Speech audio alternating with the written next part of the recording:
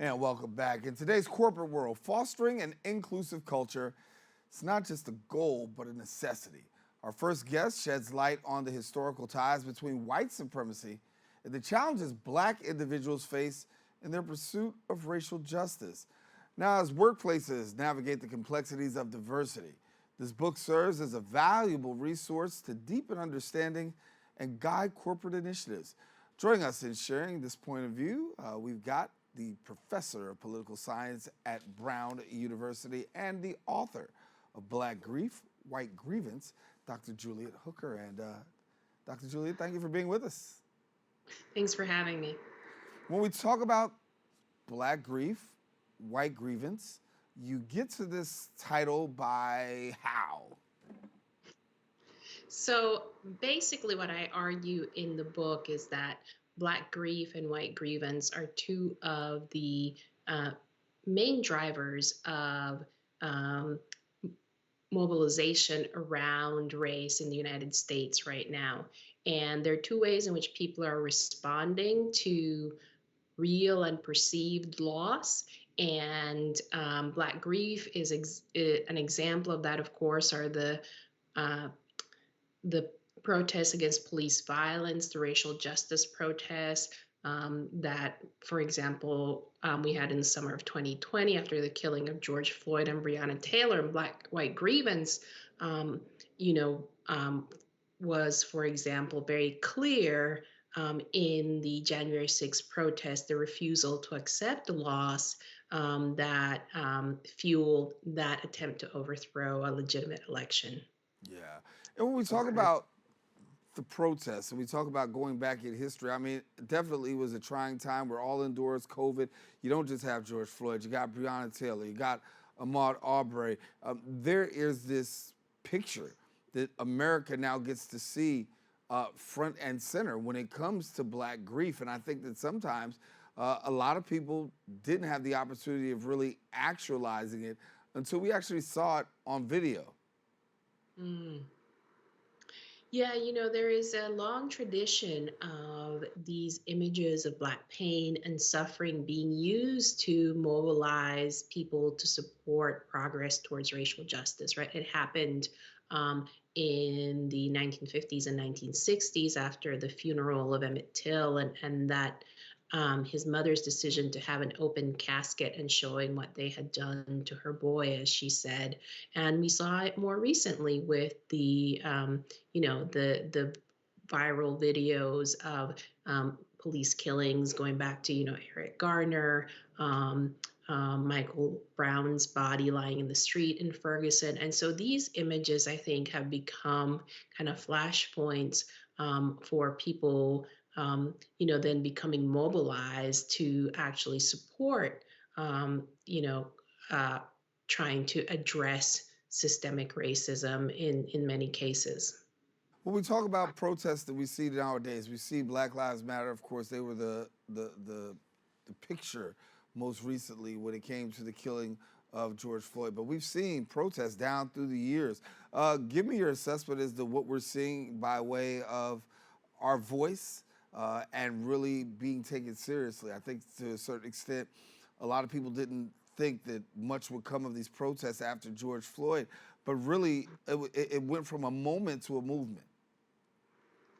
Yeah, I mean, I think we have to think about the protests in 2020, which and the real emergence of the movement for Black Lives as a really important moment in which we had some of the most sustained, broadest, largest protests that we've had in the United States since the 1960s, and particularly for causes related to racial justice. And I think that it's easy to say, that the protests were not successful. But on the other hand, I think the conversations that we now have around, you know, um, what the discretion that prosecutors use, how we should think about the criminal justice system, how we should think about what the role of the police is, all of those conversations have changed dramatically as a result of those protests and the calls to think differently and approach questions of the how we address, for example, mental people who are in crisis with mental health, and how that often becomes the role that the police have to play, but they're not the most effective or useful in those situations. And so I think, we've had a very different conversation now around those issues than we were having, 20 years ago. Let's talk about activism for a minute and really the end result. When we look back at 2020, and you look back at the George Floyd protests, I mean, you saw massive people really breaking social protocol, knowing that we should be home, but yet still taking to the street because they said, in essence, enough is enough. But then to push that out even further, think about the fact of how we saw the NBA shut it down. Tennis athletes, I'm not going out to play.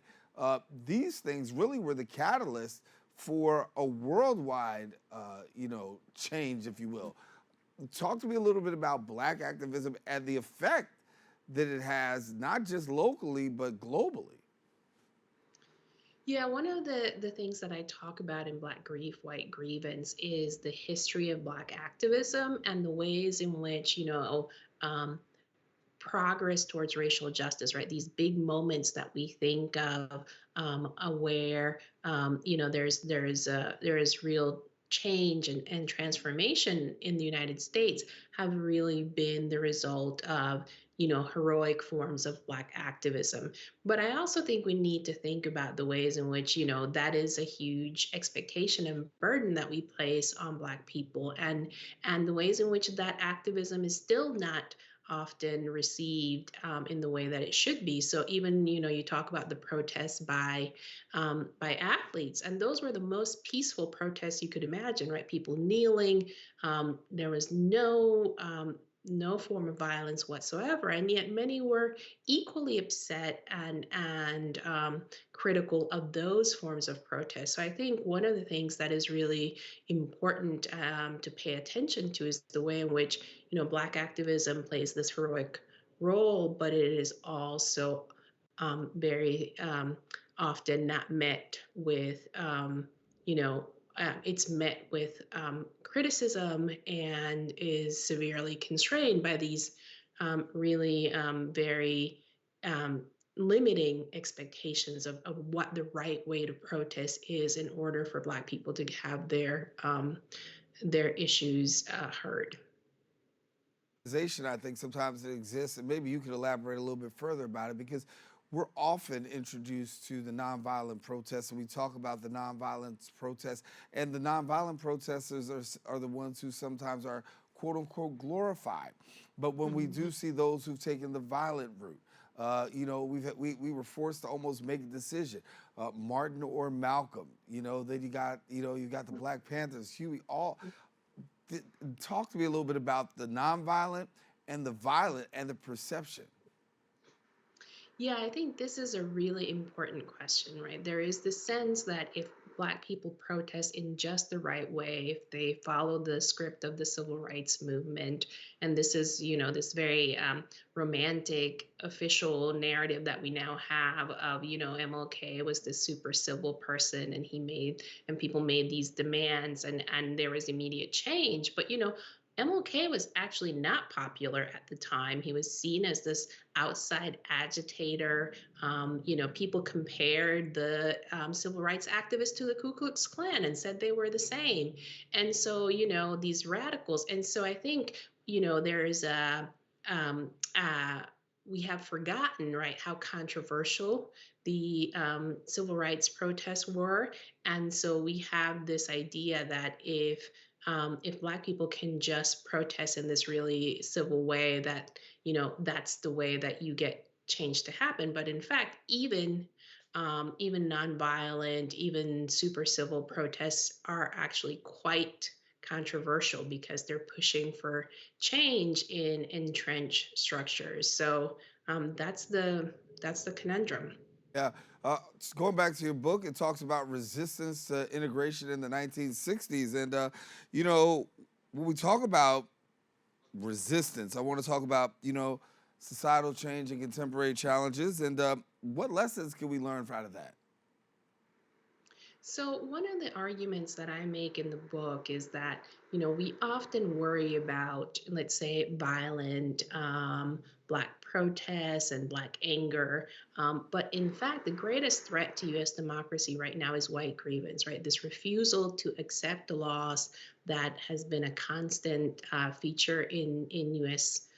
History, whenever there's been some progress towards greater racial equality, there has been racist backlash by some white folks who have been resistant to those changes. And we are seeing this, we saw that in the 1960s, and we're seeing it now, where, and after the 2020 protests, you see this whole wave of, attempts to dismantle affirmative action, to gut the Voting Rights Act, which is an ongoing thing, right? The sense that, um, the country's too woke, and we are not, we've gone too far, when in fact, white supremacy and systemic racial discrimination persists. And that's the same pattern of the people who were resistant to integration, to full civil rights in the 60s, and who immediately, as Dr. King said at the time, set about trying to undermine the victories that the civil rights protesters had won at the time. Yeah, I mean, let me be blunt. I think when it comes to accepting loss, I think you talk about it there in the book that we as a people have always had to accept loss and give the golf clap and accept it like it's okay, but others don't necessarily do the same when it's in their backyard. And so, break that down for us. What is it? It's based on what, entitlement? Well, I think it's based on this idea and the fact that, as a group, because of white supremacy, whites have not had to lose as much as people of color, as African Americans in the history of the United States. And so there is a sense that they should be at the center of policy debates, that their views should predominate. And we saw that with the election of Barack Obama, where so many people were actually, on the one hand saying, "Oh, we've now achieved, a post-racial country, and the U.S. no longer has a race problem," and then other people who were so immediately, you know, um, just threatened by the idea of even having a Black president, and who resisted him every step of the way. And so, whatever you think of that administration, I think it's clear that there's this expectation of white priority, and that means that, that whenever you have a situation in which um, the uneven distribution of loss, right, where Black people have had to accept a lot of loss, and white people comparatively less, when that is challenged, people respond with a sense of grievance and victimhood, and you see that fueling these moments of racist backlash. I remember Tamika Mallory said at one time, when it comes to watching George Floyd and watching and understanding the plight, not just in the area of George Floyd's death and Breonna Taylor and Ahmaud Arbery, that when it comes to looking at the systemic injustice, police brutality, this and that, all the things that we see communities of color consistently face, there is this aversion to the browning of America. And as there's this aversion to the browning of America, fighting for equal rights and fighting for equality and equity is a huge uphill battle, and people are either allies or accomplices. Talk to me about the allies and the accomplices that we're seeing in the area of activism towards the fight towards equity. Yeah, that's a very good question. So I think one of the concepts that I talk about in the book is this issue of how we think about loss, and distinguishing between material and symbolic loss. And what I mean by this is that, something like the election of a Black president at the end of the day didn't change the racial discrimination in the workplace. It didn't change police violence. It was what we might call a kind of symbolic gain. And yet there are people who are very mobilized to resist those kinds of things, right? The folks who get mad when you have a black actress playing Little Mermaid. These are symbolic gains that nevertheless mobilize people. And one of the things that I think is important to keep in mind is that there are people who might be willing to accept symbolic loss, right? So they'll put up the Black Lives Matter flag. They're fine with the statues coming down. But then when it comes to material loss, to, for example, how we change access to public schooling, and how we change access to higher education, and does that mean that my child might not have the access to the educational institutions that I want for them? People become more resistant, and I think that's where you see often, the on the one hand saying I support these goals, but not if it means that I have to give up certain things in order to make things more equitable for everyone. Yeah.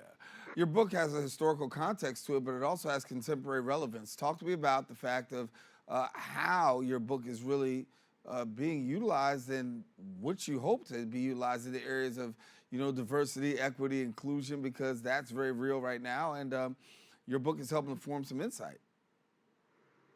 So I've been really pleased with the reception of the book. I think that it is, that people are finding it helpful in thinking precisely about how to respond to this moment of backlash, right? We're seeing people saying, for example, after they've, gotten the Supreme Court to disallow affirmative action in higher education, they're now going after, com- uh, companies that have programs specifically for minority groups, and trying to get those disallowed. And so I think that one of the things that the book helps us to see is to put this in historical context and think about how this is a form of trying to reassert white priority, to engage in racist backlash, and how to think about the fact that in democracy, we are all supposed to lose. You can't win all the time.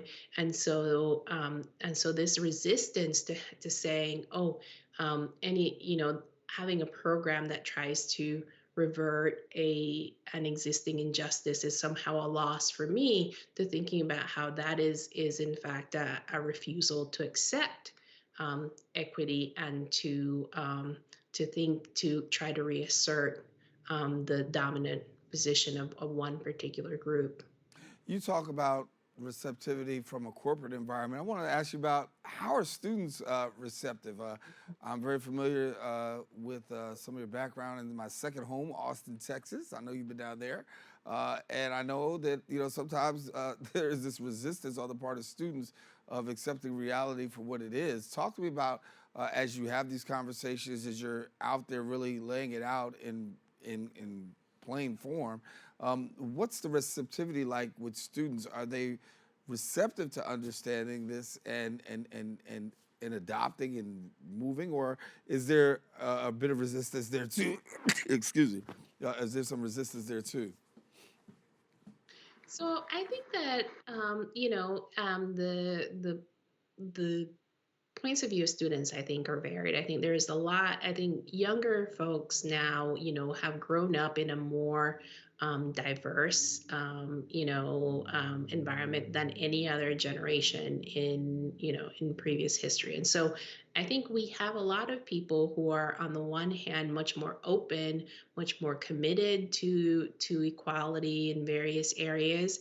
And then we have people who are mobilized by that, right? Who are feeling displaced. And so I think the reception from students has generally been positive, but I think we also have to be aware that even among young people, there are people who are who are feeling like, oh, I'm being displaced from the position that I would have occupied as, a white person or a white man or whoever, or a white cisgender heterosexual person, 50 years ago, and who are very mobilized by that. So I think, on the one hand, young people are very progressive. I think quite generally more so, right? That's the common, commonly accepted, um, view that you are generally more liberal the younger you are. But I think there's also challenges because those are some of the folks who are also, feeling this kind of displacement, this sense of loss, of anticipatory loss, right? That the country is becoming different, and some people embrace that, and some people are very threatened by that. Yeah. Do you find, I mean, you got a lot of people who've embraced your book, but talk to me about those who resist. Is that voice out there as well? I mean, of course, right? So I think there are definitely people who feel, who feel that, on the one hand, this book is sort of, presenting Black people as victims, and that whole critique of when you actually, um, pay attention to the ways in which, white supremacy has distributed, gains and losses, unequally, and those burdens among citizens, that people find that very difficult to acknowledge. And I think that's why we're seeing, for example, things like book bans, or all of these debates about what can be taught, in schools, and how should we teach U.S. histories, because people are very uncomfortable with having those honest conversations about, what the history of the country has been, and how do we think about what that means for how we move forward. Yeah. Well, Dr. Julie, I mean, honestly, last question was a setup question because really, what I really wanted to ask is, knowing that there's going to be this resistance out there, what do you give? What advice do you give to somebody who wants to find their voice and use their voice? Because it does take a certain amount of courage to come out with the book like you do, to lay out the facts and then also take the hits as well. So that's really where I was leading towards. How does one go about finding their voice to be able to navigate, particularly in a time when we're so culturally and divided as a country? Absolutely, that's a really good question. I think it's this moment of very deep backlash, that we find ourselves in is a very difficult one, to be somebody who is speaking out around, in favor, for example, trans rights, or racial justice, or the rights of women to control their bodies. I mean, these are times when you're going to be attacked for taking those positions. And I think the important thing here is if you are someone who feels like there is, an issue that motivates you, and that you want to speak out on, um, is to really, first, I think, take care of yourself. You don't have to go and, engage with all the, the folks who are hostile, or, certainly making violent or threats or things of that sort. But I think the important thing is to put out your position out there, to have a clear analysis, and to try to engage people, and to make it, to make the best case that you can, and hope that folks will be open to having an honest conversation. Well, it's been great having you. Thank you so much, Dr. Hooker, for being with us. And certainly got to have you back. Thank you for having me. All righty. We're taking a quick break, and guess what? We got more coming up right after this here on the Social Justice Forum.